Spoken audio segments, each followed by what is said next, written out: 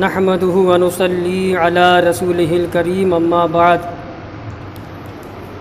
فقد قال الله تبارك وتعالى في القرآن المجيد والفرقان الحميد اعوذ بالله من الشيطان الرجيم بسم الله الرحمن الرحيم ومن اظلم ممن افترى على الله كذبا او قال اوحي الي ولم يوحى اليه شيء ومن قال سأنزل مثل ما انزل الله ولو ترى اذ الظالمون في غمرات الموت والملائكة باسطوا ايديهم اخرجوا انفسكم اليوم تجزون عذاب الهون بما كنتم تقولون على الله غير الحق وَكُنْتُمْ عَنْ آيَاتِهِ تَسْتَكْبِرُونَ صدق اللہ العلی العظیم۔ اللہ پاک فرماتا ہے وَمَنْ أَظْلَمُ مِمَّنِ افْتَرَى عَلَى اللَّهِ كَذِبًا،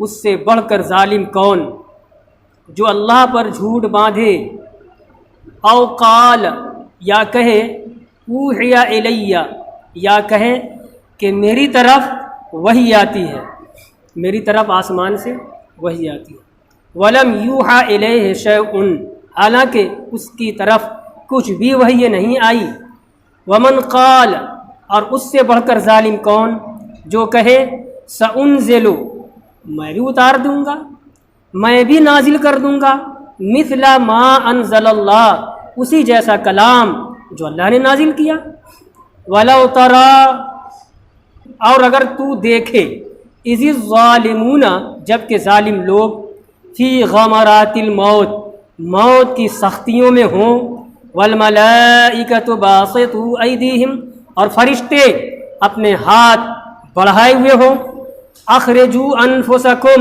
اور فرشتے کہہ رہے ہوں نکالو اپنے آپ کو، الیوم تجزون عذاب الہون آج تمہیں ذلت کا عذاب دیا جائے گا، بما کنتم تقولون علی اللہ غیر الحق اس سبب سے جو تم اللہ پر غلط بات بیان کرتے تھے، اللہ پر غلط بات کہتے تھے، وکنتم عن آیاتہ تستکبرون اور تم لوگ اس کی یعنی اللہ کی آیتوں سے تکبر کرتے تھے۔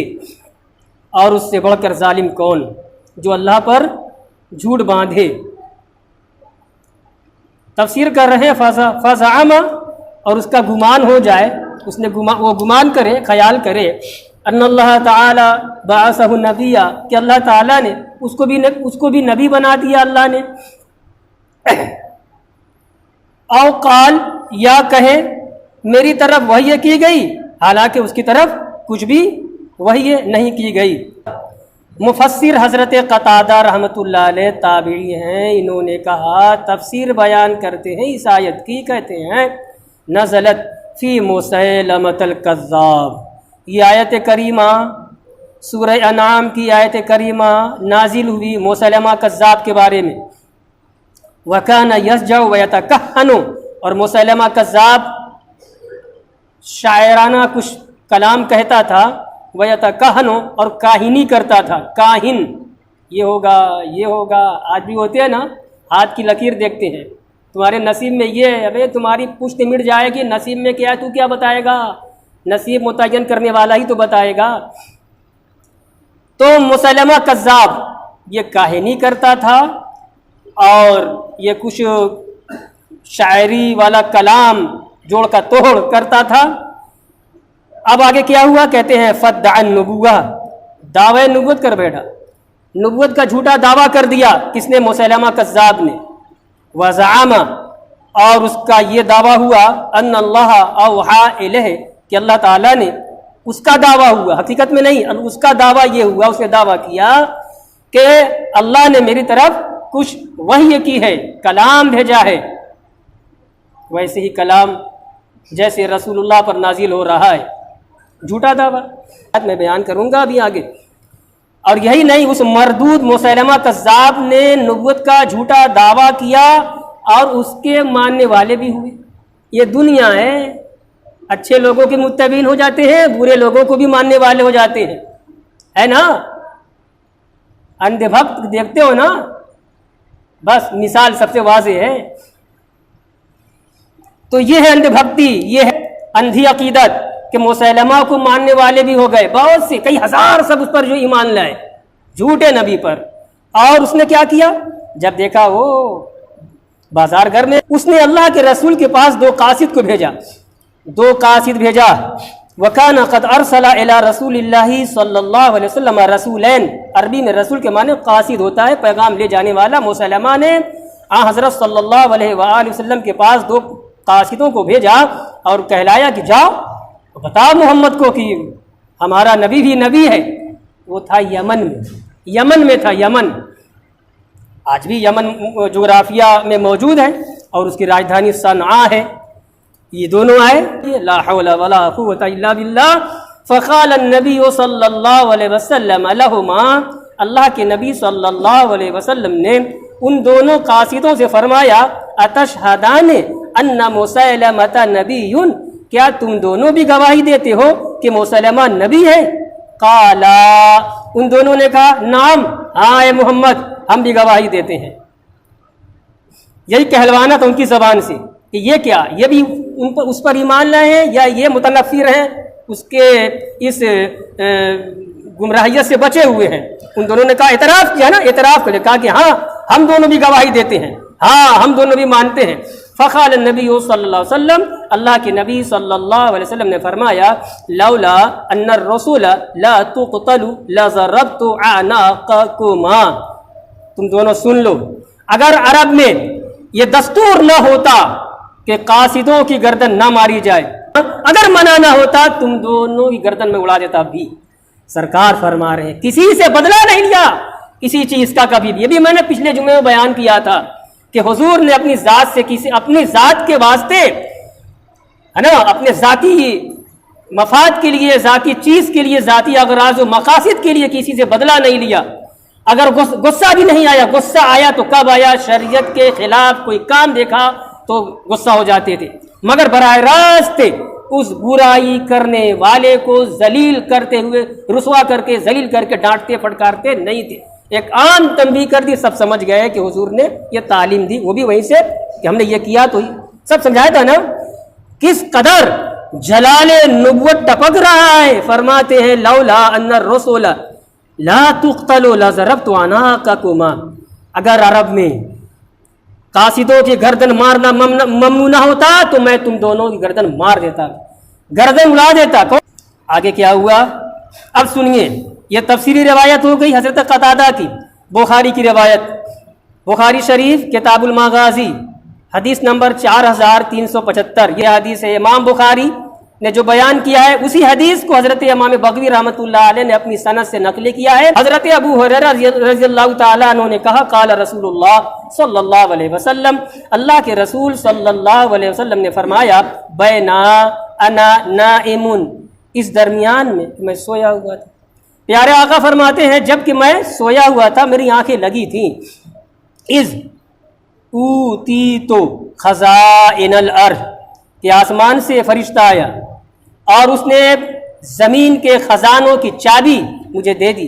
फ़वज़ा फ़ी यदी सिवा रान मिन ज़हब, जब रूए ज़मीन के सारे ख़जानों की सारी चाबियाँ मेरे हाथ में दे दी गईं, तो उसी दरमियान मैंने क्या देखा कि मेरे दोनों हाथों में सोने के 2 कंगन हैं। इस हाथ में भी सोने का कंगन है जैसे औरतें पहनती हैं। प्यारे आका ख्वाब देख रहे हैं और नबियों का ख्वाब गलत नहीं होता। बुखारी ही की रिवायत है, अंबिया किराम का ख्वाब भी सच होता है, बरहक होता है। नबी का ख्वाब सच होता है, हक होता है। वो जो कुछ भी देखे खुदा का पैगाम होता है। वो क्या देखा हुजूर ने? दूसरा ख्वाब में दूसरी बात क्या देखी? मेरे दोनों हाथों में सोने कंगन है। जो नबी फरमाए कि मेरी उम्मत के लिए सोने का सामान हराम, रेशमी कपड़ा, खालिस रेशमी कपड़ा उम्मत के लिए हराम, वही नबी अपने ख्वाब में देख रहा है कि मेरे हाथों में सोने कंगन है। किस कदर गम में डाल देने वाला और अफसुर्दा कर देने वाला ख्वाब था ये।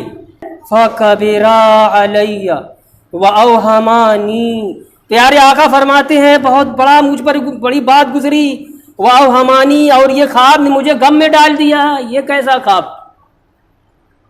اور جب امت خواب دیکھے تو پیارے آقا فرمائے صبح مسجد میں آ کر کے تم میں سے کس نے خواب دیکھا ہے؟ اپنے صحابہ سے فرماتے تھے اگر کسی نے کوئی خواب دیکھا ہے تو بتائے، اللہ کے حکم سے میں تعبیر بیان کروں گا، ٹھیک ہے؟ تو امت کے خواب کی تعبیر بیان فرمانے والے آقا اپنے خواب کی تعبیر کیوں نہ جانتے؟ مگر شروع میں چونکہ بشریت شروع میں غم میں پڑ گئے اور بہت افسردہ ہو گئے کہ یہ کیسا خواب، لیکن فوراً اللہ نے بتلا دیا یہ ہے تعبیر۔ تو آگے تعبیر آ رہی ہے خدا کی طرف سے، فَأَوْحَى إِلَيَّ أَنِ انفخهما، فوراً خدا کا پیغام آ گیا اسی عالم میں، اے نبی ان دونوں کنگنوں میں پھونکو۔ پیارے آقا نے کیا کیا؟ کہتے ہیں فَنَفَخْتُهُمَا، میں نے دونوں کنگنوں میں پھونک مار دی۔ جب پھونک مار دی فَذَهَبَا، اڑ گیا وہ سونے کا کنگن، ہاتھ سے غائب۔ اور بار بار کہوں گا کس کا خواب ہے؟ نبی کا خواب ہے، اور نبی کا خواب سچا ہوتا ہے۔ بات ہو گئی۔ اب صحابہ سے جب حضور نے اپنا یہ خواب بیان کیا، اب خواب کی تعبیر بھی بیان فرما رہے ہیں۔ کیا کہتے ہیں؟ فَأَوَّلْتُهُمَ الْكَذَّابَيْنِ اللَّذَيْنِ أَنَا بَيْنَهُمَا، تو میں نے یہ دونوں وہ جھوٹے ہیں جنہوں نے نبوت کا دعویٰ کیا۔ صاحب صنعا و صاحب الیمامہ، صنعا والا اور یمامہ والا۔ صنعا میں اسود انسی پیدا ہوا حضور ہی کے وقت میں اور نبوت کا دعویٰ کیا، بہت سے گمراہ لوگ اس پر ایمان لائے۔ اور یمامہ میں یہ مسلمہ کذاب پیدا ہوا، اس نے نبوت کا جھوٹا دعویٰ کیا، اس پر ایمان لانے والے ایمان لائے۔ یہ ہے بخاری کی روایت۔ اور آگے اور وضاحت ہو گئی جو میں نے وضاحت کی ابھی کہ صنعا میں کون، یمامہ میں کون۔ تو امام بغوی نے کہا اراد بصاحب الصنع الاسود الانسی و بصاحب الیمامہ مسیلمۃ الکذاب۔ صنعا والے سے مراد اسود انسی نام کا شخص تھا، گمراہ، بددین، بے ایمان، حضور محمد الرسول اللہ کی رسالت و نبوت کا باغی اور اسلام سے سرفراہ، کہ اس نے اپنی جھوٹی نبوت کا اعلان کیا صنعا میں۔ اور ایسے ہی دوسرا باغی، طاغی اور فاجر اور جو ہے کافر۔ جی کیا زبان روکا جائے، کاہے کو روکا جائے؟ ما کان محمد ابا احد من رجالکم ولکن رسول اللہ وخاتم النبیین، قرآن نے صاف اعلان کر دیا ہے کہ حضور محمد رسول اللہ خاتم النبیین، اور قرآن کی نص سے ثابت ہے حضور کی ختم کی رسالت، حضور کا خاتم النبیین ہونا قرآن کی آیت سے ثابت۔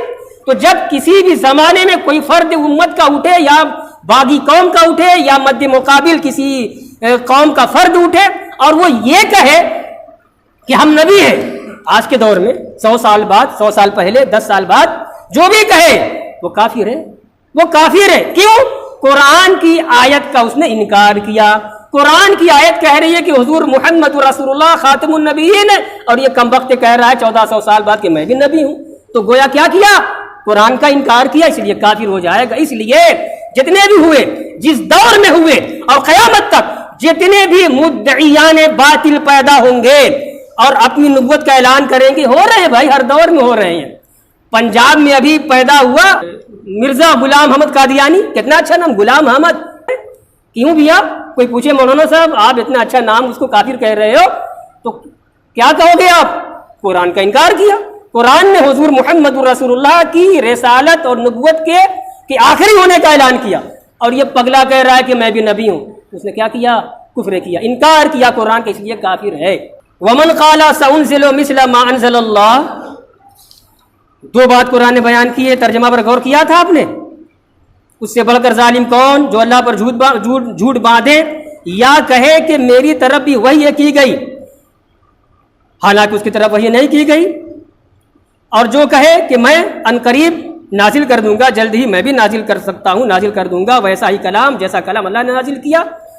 تو پہلی بات تو یہ کہ اللہ پر جھوٹ باندھنا، یہ ہو گیا مسلمہ کذاب کا واقعہ، اور اس کا بھی دعویٰ تھا جھوٹی پھوٹی شاعری تک بندی جو تو کو لے کر کے عربی عبارت کو بڑھا کر کے وہ کہتا تھا کہ میری طرف وہی آتی ہے ویسے ہی وہی جیسے کہ محمد پہ آتی ہے. یہ واقعہ ہو گیا. اور آگے ومن قال، اور اس سے بڑھ کر ظالم کون جو کہے کہ میں بھی نازل کر سکتا ہوں ویسا کلام جیسا کلام اللہ نے نازل کیا. اس سے مراد کون آ گیا ہے؟ نزلت فی عبد اللہ ابن سعد ابن ابی سرح. یہ آیت کریمہ کا یہ جز، یہ والا آگے والا جز کیا جز ہے؟ ومن قال سأنزل مثل ما انزل اللہ. یہ آیت نازل ہوئی، آیت کا یہ جز نازل ہوا عبداللہ بن سعد بن ابی سرح کے بارے میں. عبداللہ اور وہ کیا تھا؟ کہتے وکان قد اسلم، اسلام لایا اور حضور سے قریب ہوتا گیا، قریب ہوتا گیا.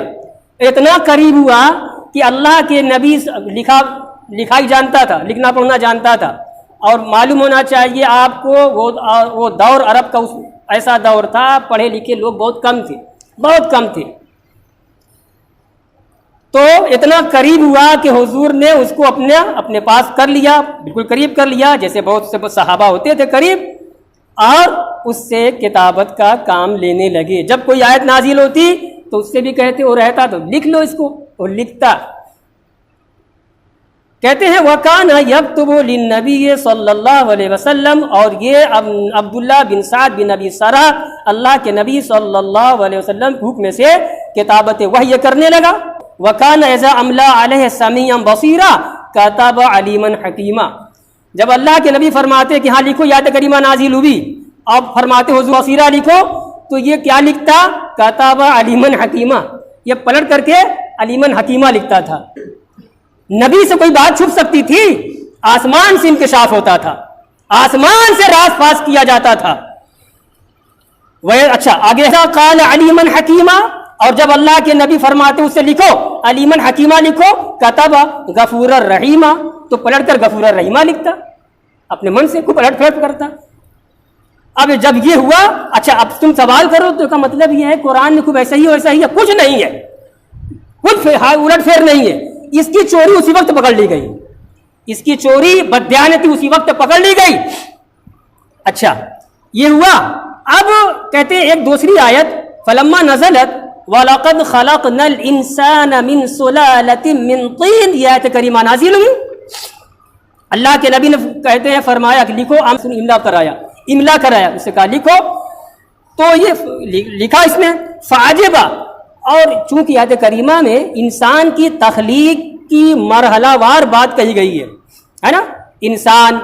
انسان کا نطفہ نکلا تو مادہ کے جنین میں پڑا، پیٹ میں پڑا، بچے دانی میں گیا، تو وہ پھر تھوڑا اور شکل بدے ہوئے خون کی ہوئی، تو گوشت اور آگے بڑھا تو گوشت کا لوتھڑا ہوا، اور آگے بڑھا تو پھر جو ہے اللہ نے اس کا کان، اس کی آنکھ بنائی، اور اسی وقت اس میں پھر کچھ دن بعد روح ڈال دی.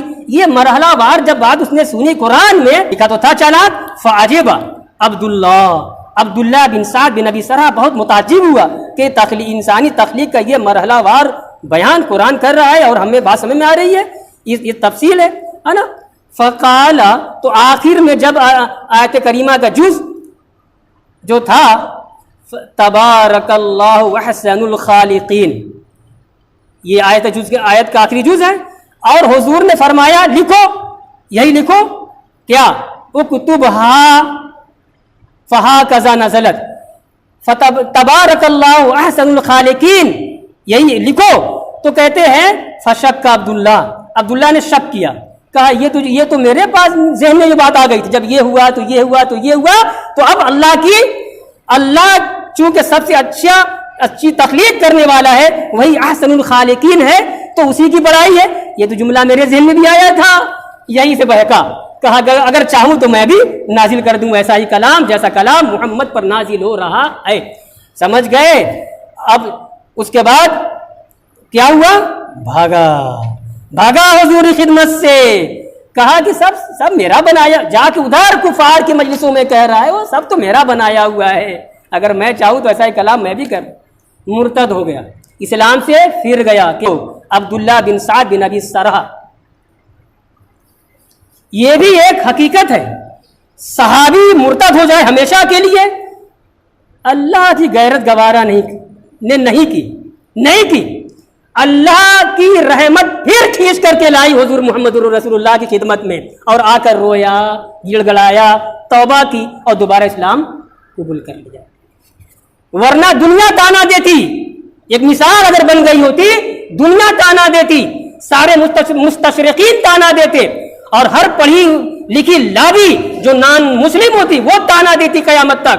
اسلام کی مذہب تھوڑے ہے، ارے جتنے صحابہ تھے پتہ نہیں اندر سے کیا تھے، اور جس سے لکھوایا پتہ نہیں کیا لکھا۔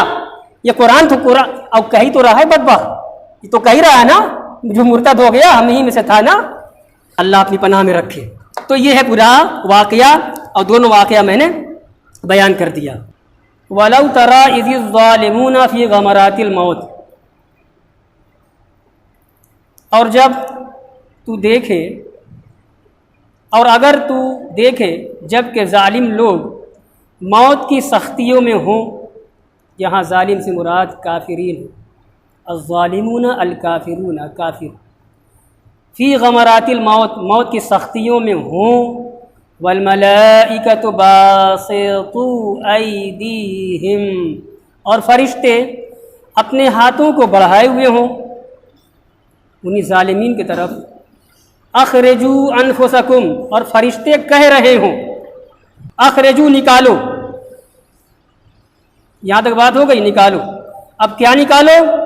کس سے؟ مرنے والے ظالمین سے کہیں گے، ملک الموت بھی کہیں گے، اور ملک الموت کے ساتھ جو فرشتے آئے ہیں زحمت کے، عذاب کے، وہ بھی کہیں گے۔ کس سے کہیں گے؟ مرنے والے ظالم سے کہیں گے، ظالمین سے، اخرجوا انفسکم، اپنی جانیں نکالو۔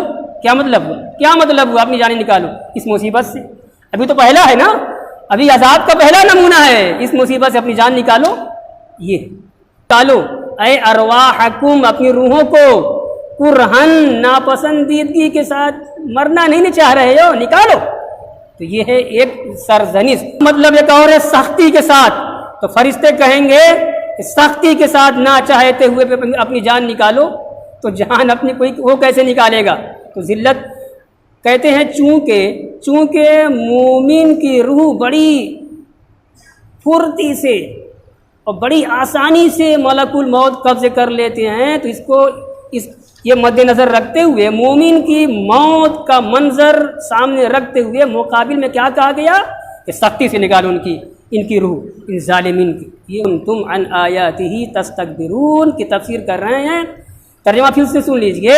آج تمہیں ذلت کا عذاب دیا جائے گا اس سبب سے کہ تم لوگ اللہ پر جھوٹی بات کہتے تھے، وَكُنْتُمْ عَنْ آیَاتِهِ تَسْتَكْبِرُونَ، اور تم لوگ اللہ کی آیتوں سے تکبر کرتے تھے، ماننا تو دور کی بات، سننا گوارا نہیں کرتے تھے نا، اکڑ پھو میں تھے دنیا میں۔ آج تمہیں ذلت کا عذاب دیا جائے گا۔ تستکبرون کی تفسیر کر رہے ہیں تتعزمون عن الایمان، ایمان لانے سے بھاگے بھاگے پھرتے تھے، بہت بڑے بنتے تھے اپنے آپ کے، ایمان نہیں لاتے تھے، قرآن کو نہیں مانتے تھے، ولا تصدقونہ، قرآن پر ایمان نہیں لاتے تھے، قرآن کی تصدیق نہیں کرتے تھے۔ یہ جو باقی تھی تفسیر میں نے کر دی۔